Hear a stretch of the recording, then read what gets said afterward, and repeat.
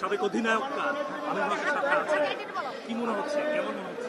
দেখেন, আমরা যখন খেলতাম একবার যখন আমাদের অধিনায়ক হয় সবসময় অধিনায়কই থাকে আমাদের, তা আমরা ওনাকে ক্যাপ্টেন আমির হিসেবেই চিনি। এখন ডেফিনেটলি পল্লবী রূপনগরের আপনি খুব জনপ্রিয় একজন ব্যক্তি, আপনারা দেখতেছেন যেখানে হাঁটতেছি অনেকে ওনাকে একদম ছোটবেলা থেকেই চিনে। তা আমরা খুবই খুবই আশাবাদী যে উনি তো জিতবে, বাট ওনার জেতার মাধ্যমে আমরা দলেরও একটা বড় ভূমিকা রাখতে পারবো বাংলাদেশে। আচ্ছা, এবারে প্রথম কোনো পোস্টার নেই, হাতে লিফলেট নিয়ে প্রচারণায় নেমেছেন, এই ব্যতিক্রমী যে একটা ব্যাপার এবার ঘটলো, এটা কেমন লাগছে?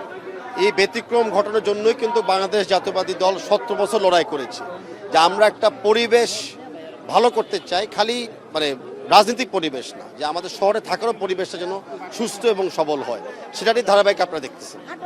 Thank you.